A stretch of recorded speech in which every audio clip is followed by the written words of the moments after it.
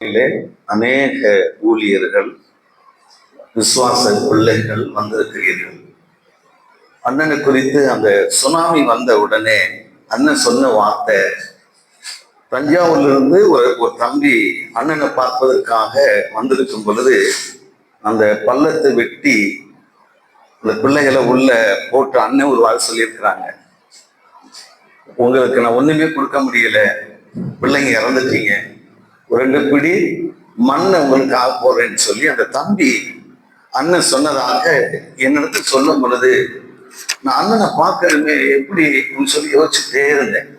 நான் 24 ஹவரும் தேவனே நம்புறதுனால டிஜிஎஸ் தினகர் ஐயாவோட இருக்கலாம், மவுண்ட் லாசரஸ், இப்படிப்பட்ட யாரா இருந்தாலும் எனக்கு ஃபர்ஸ்ட் ப்ரியாரிட்டி காடு தான். காடு.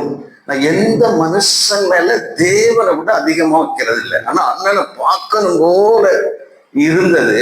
ஆனா தேவ சமூகத்துல அதிகமா ஜெபிக்க ஜெபிக்க ஜெபிக்க அந்த எண்ணமே இல்லாம போயிடுச்சு. ஆனா இந்த நாள்ல நான் சொல்றேன், நான் மாணவர் ஊழியத்துல ரசிக்கப்பட்டேன். எம்ஏ எம்ஃபில் படிச்சு முடிச்சுட்டு ஒரு காலேஜ் ப்ரொஃபஸருக்காக போகலான்னு பிளான் பண்ணும் பொழுதுதான் கர்த்தர் ஊழியத்துக்கு அழைக்கிறார்.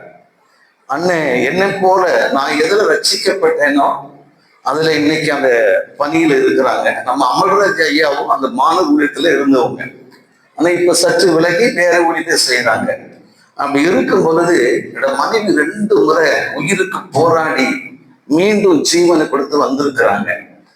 உங்களுக்கு பார்க்கும்போது சிம்பிளா இருக்கும், நீங்க பேச விட்டீங்கன்னா பயங்கர மகிமையா இருக்கும்.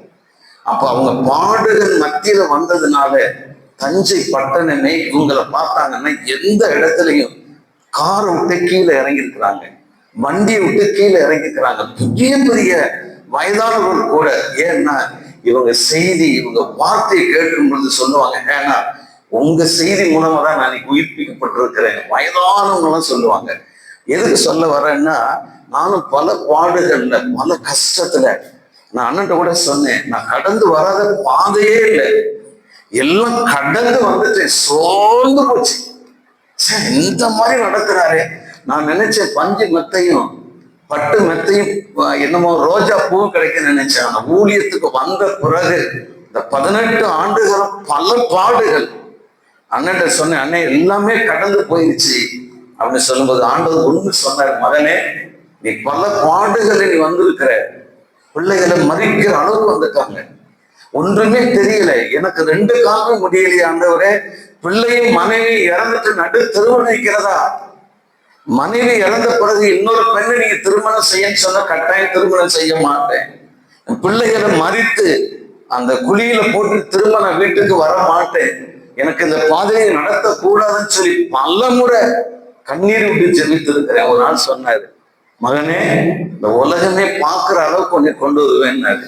ஒரு 3 மாதமாக நித்தியம் அப்படிங்கிற ஒரு டிவியில கரெக்டா சனிக்கிழமை 7:30 மணிக்கு ஆரம்பிச்சு 8:30 மணிக்கு முடியும்.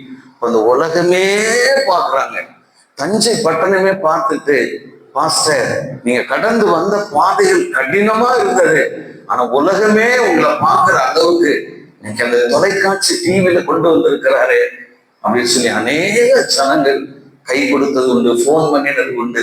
எனக்கு அருமையான அண்ணன் சாட்சியை சொல்லும் பொழுது எனக்கு அழுகை அடக்கி கொண்டேன்.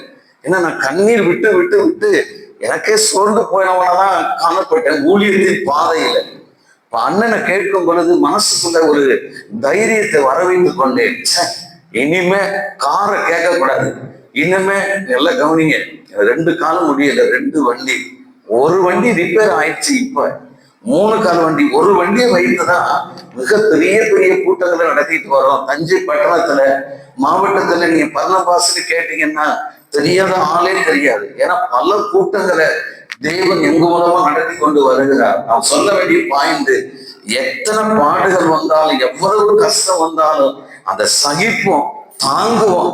பின் நாட்கள்ல ஒரு பெரிய மகிமைய கர்த்தர் வச்சிருக்கிறேன். அண்ணன் சொல்ல வேண்டியது, ஒருவேளை அண்ணன் முத்துக்களா கீழே புதைச்சிருக்கிறாங்க, ஆனா பரலோக ராஜ்யத்துல இங்கேயும் 100 மடங்கு, பரலோக ராஜ்யத்துல 100 மடங்கு நம்ம அண்ணனுக்கு தருவாங்க. நம்முடைய அமல்ராஜ் அண்ணனும் இந்த பலவீனத்துல 2 கண்ணு தெரியாம இந்த கனமான பணியை இவ்வளவு பேரை இன்னைக்கு நம்ம 50 பேர் வந்திருக்கிறோம். 5 லட்சம் வந்தது மாதிரி எனக்கு தெரியுது. காரணம் அந்த 50 பேரை கொண்டு வருவதற்காக அவங்க எவ்வளவு பிரயாசப்பட்டிருப்பாங்க தெரியுமா? எவ்வளவு ஜபம், எவ்வளவு கண்ணீர், எவ்வளவு பிரயாசம். இங்க உட்கார்ந்து இருக்கிறவங்க 5 லட்சம் பேர் இருக்கிறீங்க. கர்த்தர் நல்லவர். அண்ணனை பார்த்து எனக்கு மிகுந்த சந்தோஷம். எனக்கே ஒரு உற்சாகத்தை தேவன் ஏற்படுத்தி கொடுத்திருக்கிறார். இனிமே சொல்லுவேன், இந்த 4 பேர் தம்பி நம்ம எதற்கும் எதிர்பார்க்க வேண்டாம், கிறிஸ்துவுக்காக ஓடுவோம், ஜெயிப்போம், தேவ நாமம் மகிமைப்படட்டும். எங்களுக்காக ஜெபித்துக் கொள்ளுங்கள். தேங்க்யூ அண்ணே.